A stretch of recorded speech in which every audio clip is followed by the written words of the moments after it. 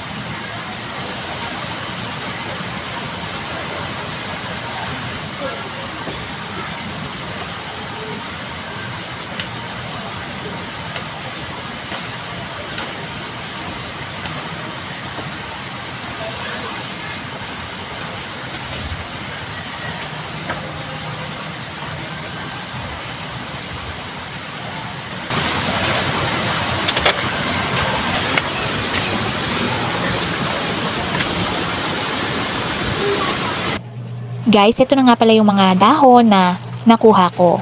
Ayan, ang ganda.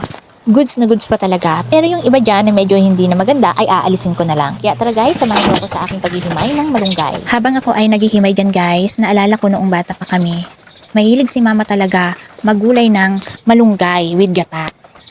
At sinasamahan niya o sinasahugan niya ito ng isdang prito. At kung wala namang isdang prito, nilalagyan niya ito ng hipon. At kapag wala naman hipon, nilalagyan niya ng alimasag. Grabe guys, sobrang nakakamiss. Ang sarap po kasi nung ginataang gulay na malunggay. At naalala ko pa guys, kapag si mama ay magugulay ng malunggay, lagi talaga ako tumutulong sa kanya sa paghihimay-himay. Parang tuwang-tuwa kasi ako guys. Gusto ko yung paghihimay. Wala lang, naikwento ko lang sa inyo guys. At dahil tapos na nga po pala ako sa paghihimay-himay ng malunggay, ayan, naglagay na po pala ako ng kalahating pitsil dyan sa kaserola para pakuluin na.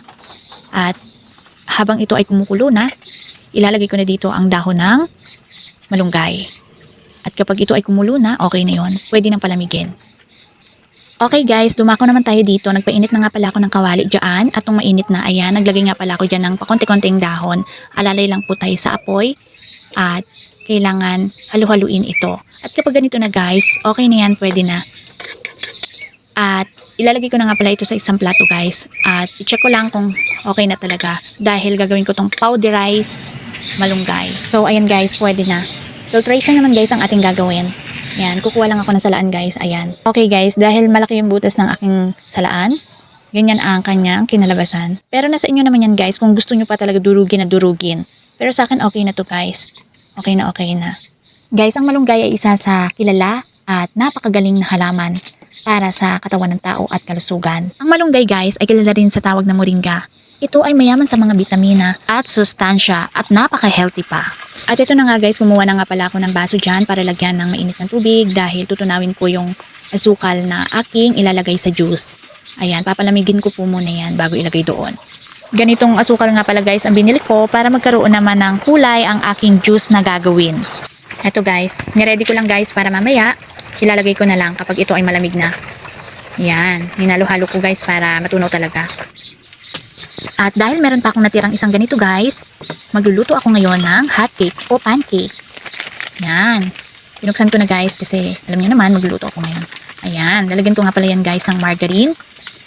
At lalagyan ko rin ng isang itlog. At syempre, lalagyan ko rin ng tubig. Ayan.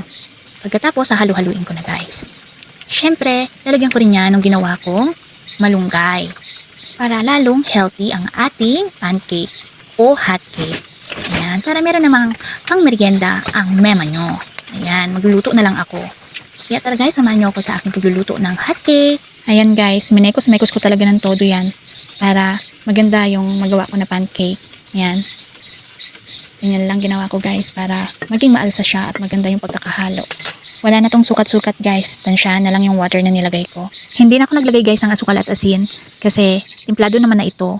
Okay guys, ito na nga pala yung nagawa kong malunggay. Yan. Hinalo ko na nga pala dyan guys. At pagkalagay ko nga yan, minekos-mekos ko ulit. Yan.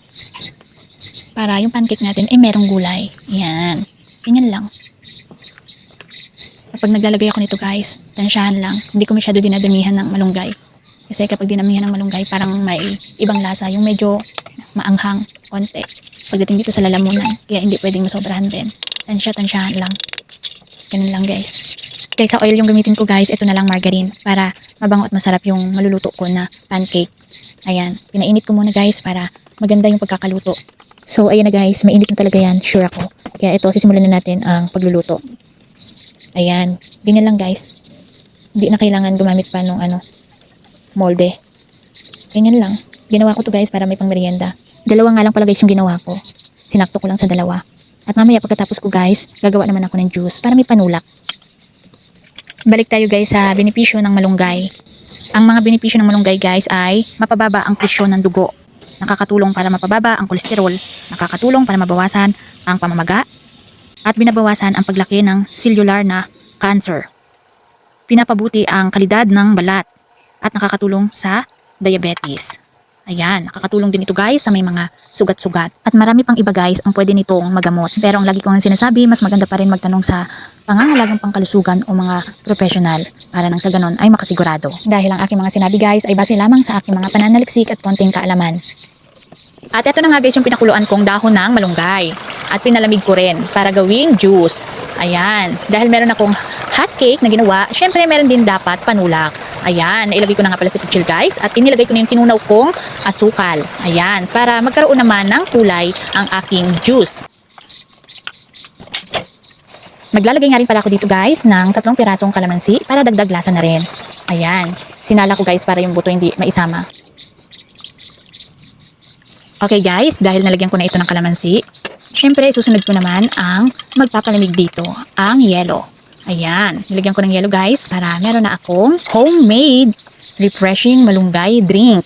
Tignan nyo guys, ang ganda. Ayan yung ginawa kong juice guys at ito naman yung 2 pancake na niluto ko. At ito naman yung sinangag kong malunggay. Ayan. At dahil tapos na ako guys sa aking mga pinagkabisihan, ayan, titikman ko naman guys yung aking ginawa. At ito naman guys yung sinangag kong malunggay. Ayan, ito nga pala yung sinasabi nila na may gulay ka na may herbal ka pa. Okay guys, tama na muna ang yaw-yaw at aking titikman na ang aking nilutong pancake with malunggay.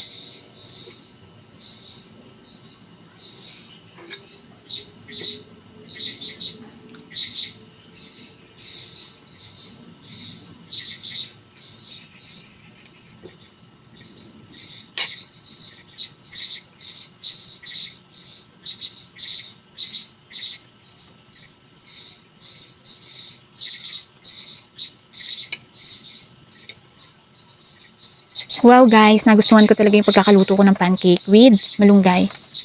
For me, napakasarap talaga. Sakto lang talaga yung lasa, hindi masyadong matamis. At syempre, titikman din natin ang ginawa kong juice. Ayan.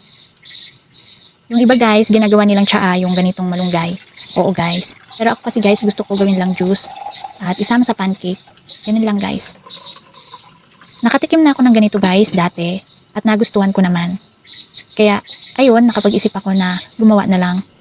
At dahil meron naman malunggay sa likod ng bahay namin, ayun, napag-diskitahan ko. At ito na nga, ito yung ginawa ko. Para naman meron ako sa inyong ma-share na bago kong gawa na video.